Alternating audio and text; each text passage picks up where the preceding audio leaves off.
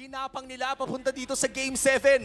Kung sino mang manalo dito ay deserving maging mga hari ng MLBB for M5. This is it. Again, bawal na magkamali para dito sa laban na to dahil very crucial. Every step, every move, yan ang magiging susi para sa magiging resulta sa laban na to. And if this is it, the best of one na naman ang ating pinapanood. Kyrie magsisimula sa orange, purple naman para kay Kyle TZ. At mukhang nanggugulo pa nga sila Kiboy dito. Oo, kailangan talaga nilang sirain yung pattern at kailangan din namang habulin dito at hanapin ni Ogwen kung nasan yung mga players from Onyx. So sinabi natin, nauna mag-level 2 si Flap TZ, by the way. Naman kasi talaga pagkalid Oo, tsaka yung kailangan lang talaga mauna dito ni Flap TZ. Yun lang nabigyan. Kung babalikan natin lahat ng mga ng pinag-usapan natin, saan? Game 1 pa lang, importante ang XP lane. Si Sans dito mapipilitan na umalis at makikita niya si Few hindi muna magki-clear para maiwan na si Sans. Naprisan ng wave. Oo, napicturan. Oh, Flap TZ. Pero sakit ni Boots Quicksand guard, sinagot na rin. Kyrie looking for blood. Dahil hindi ata nila itutuloy ito. Mukhang yung freeze the wave dito ni Boots ay talaga nagpapakita ng kanyang experience. Ay! Ginamit dito ang retribution. Kyrie ahead of Kyle TZ. Na-retry naman yung malaking Kramer. Pero ang nakulang ni Kyrie dito si Malik. Level 4 naman sila both for the first start. Pero importante dito yung ginagawang protection ni Kyrie dito sa XP lane. Dahil, ganda rin nung ikot ni Flap. Pinunish niya yung mid lane. Pero ito rin yung punish usually nanggagaling sa mga magagaling na XP laners. Yung hindi ka pa nakakatawid, pinapunish ka na. So pinapok lang din talaga nila dito si Flap TZ pero still that's sa kalid. So aabot pa rin naman siya sa level 4. And this first turtle might just dictate the early game. At napaka-importante ng early game para sa kupunan ng AP Bren. Dahil nga meron silang kalid at pati na rin ang Brody. Pero umaamba na nga dito si Kyrie looking for Few na ubusan ng gasolina.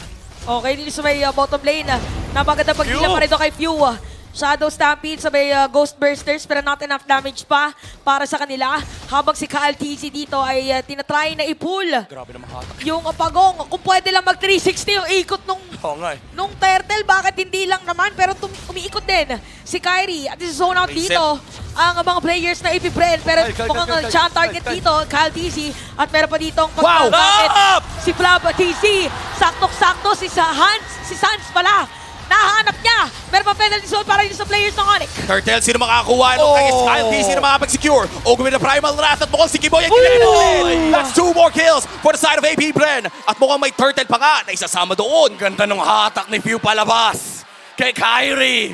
Hindi siya naka-retry and AP Bren gets the control of their naging momentum. And again, as we've said, kanila ang early game and nakakatakot din ang team fight dito. Onyx, this is the only chance that they had. Kailangan nila humarap dito ng mistake versus AP Bren.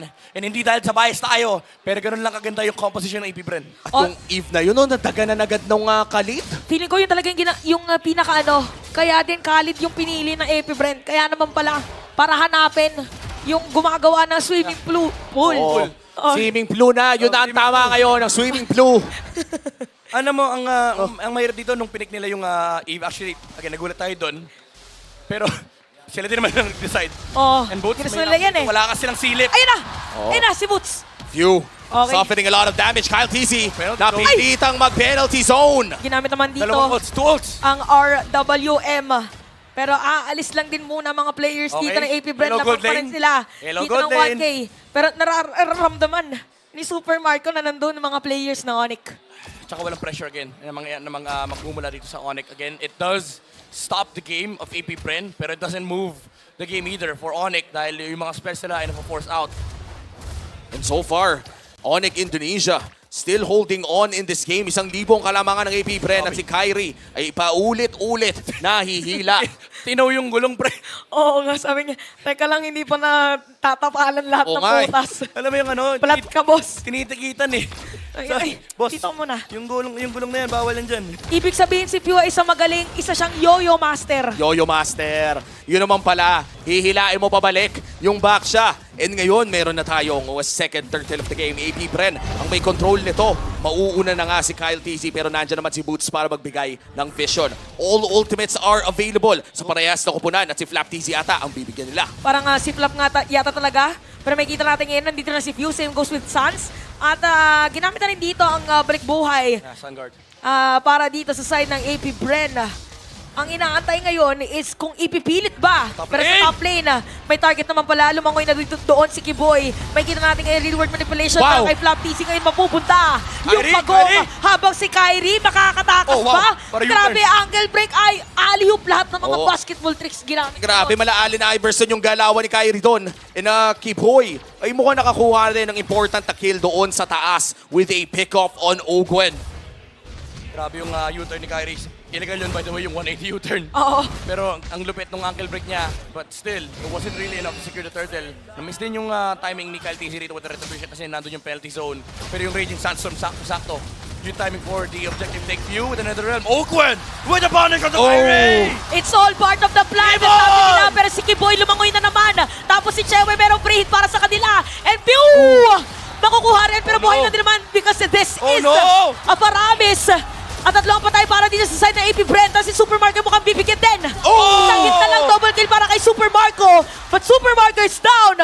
At parang ganun lang, nabaliktad ng Onyx ang laro with a massive play from Kiboy. Pinakita ang kanyang swimming flu.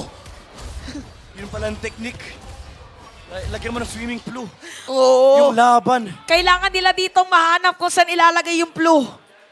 Find the flu. Pero kailangan mag-leave muna ng clue ng Onyx. Yun yung real world manipulation. Nabit din yung AP Brand lumaban sa teamfight na yun.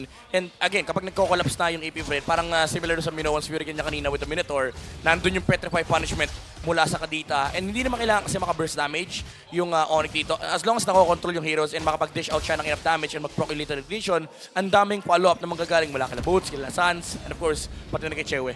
And Kiboy in this game, bukod doon sa pagpitas na pinakita niya doon kay Ogwen in the gold lane, naging maganda din ang kanyang responses in the mid lane. Kaya naman 4-1-2 ang kanyang score. Napakaganda ng play na pinapakita dito ng second pick, Kadita ng Onyx Indonesia. Oo nga, meron pang Petrify. So parang pag ikaw dito si Few, parang may, naka-purify. So again, this is the third turtle of the game. Nandito ngayon si Kyrie para magbigay ng vision para sa mga players ng Onyx sa kanyang mga kakampi. Kyrie? Same goes with Kyle TC at mare-reset muna. Flop, flop, flop, flop, flop, flop, flop! Pero si Flap TC sa may top lane, ginamit na rin dito ang kanyang second skill para mag-back away. Raging Sandstorm ginamit din para Walang makatakas Blazing Do It. doon. Walang Blazing Do It, yes, si Chewe. 7 minutes pa lang at turtle pa lang objective natin. Pero Sinasayaw na napaka-hit eh. na mangyayari. Sinasayaw na agad ng AP Bren, pero half HP na, Flap TC going in towards Sans. Wala pang available ng quicksand guard muli, pero mukhang turn kay Ogwen ang kanilang call. Balik tayo sa turtle, and that's going to be secured by Kyle TC. All three turtles ay mapupunta sa kamay ng AP Bren. Pero grabe yung presence of point ni Kyrie. Bumalik siya. He was actually in time to put the retribution in. Unfortunately, mas malaki lang din talaga yung appraisal strat retry damage. And Onyx, although I would say nalulukis sila pagdating sa mga positioning, but still AP Bren, hindi rin naman ganun kadali i-punish itong lineup ng Onyx considering na sobrang patient din ni Kiboy. Even though na-force out yung Petrify kanina, but that's still resources being burned on the side of Onyx. Tumatalon-talon lang ang ating gold lead. Ngayon nasa kamay ng AP Bren, kanina nasa kamay ng Onyx. Ito na ata ang pinakamalapit na serye na napanood ko Oo. sa M-Series. Ito na rin yata yung pinaka-intense kasi alam mong pwede magbigayin yung dalawa. Ito yung totoong parehas lamang. Oo, parehas silang lamang dito. Parehas din lugi. Oo. Lahat na.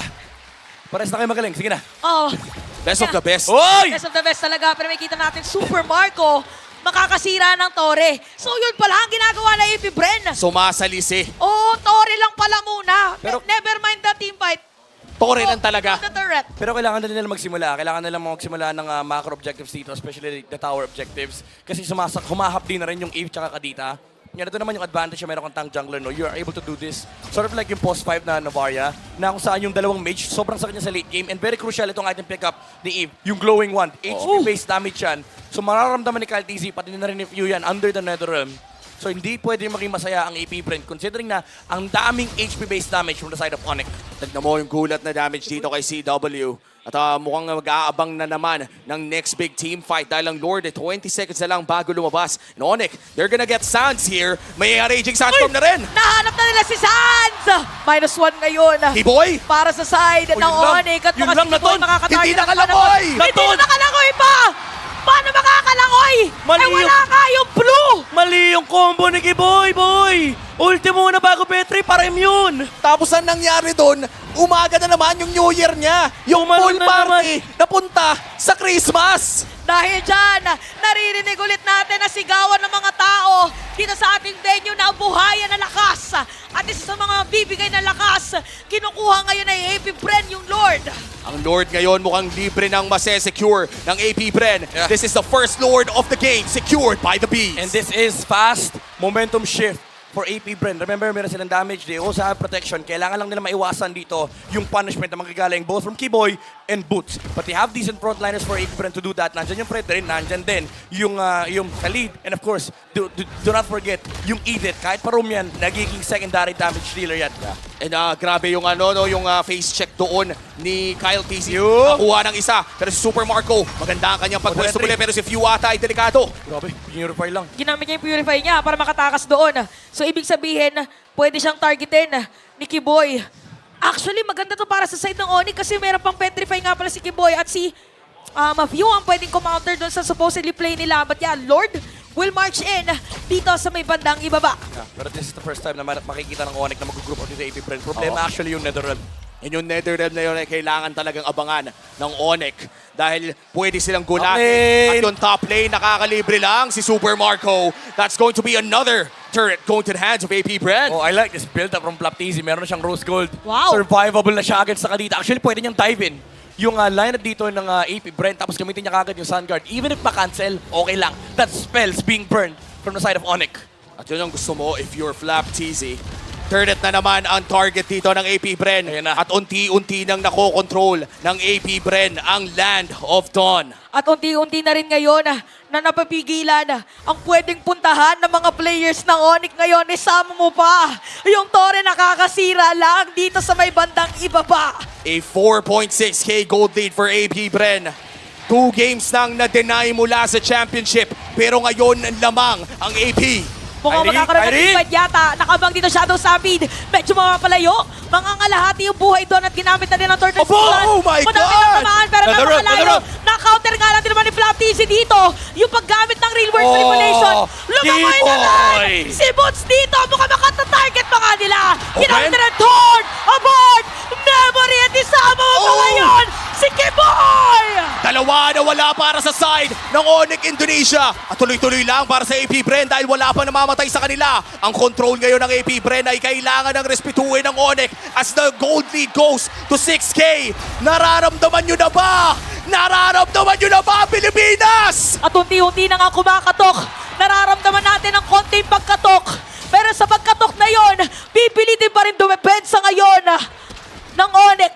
Kung ikaw si Kiboy at matalo ka dito, hindi ka makakatulog mamaya. Hindi niya na-petrify yung AP Bren. And that allowed AP Bren to return the favors and win that team fight. And again, sobrang crucial nun kasi napakabilis mag-wrap up ng momentum ng AP Bren. Suddenly, you find yourselves in a situation where isang stun lang kaya kang patayin ng Brody. This is a very, very dire situation if you're Onyx Indonesia. Pero wag natin kalimutan, guys. Hindi pa tapos hanggat hindi nababasag ang kristal. Kyrie! Pero si Kyrie, mali ang napuntahan! Welcome back to the Philippines, baby! Wala ang taga-retry dito ng Onyx. Ginamit na Kiboy! rin yung manipulation. Sabat na ito para sa Kiboy, kanya. Kiboy, Kiboy! Pero paglangoy, napigilan. Netherrealm! Nagamit na rin yung Netherrealm na sinasabi natin Bye, pang bye. counter. Si Ogwen dito hinahanap si That's it! Kiboy. That's it! Naririnig na natin ang pagkumpas ng mga bala dito ng mga players That's sa it! Bren. Meron pa minions sa may bottom lane. Masyado na bang mataas ang paglipad ng mga Sky Kings? Ipapababa na ba ng AP Bren? At sa aming lupang sinilangan, never pang malalamangan. Nagtatower lock na ngayon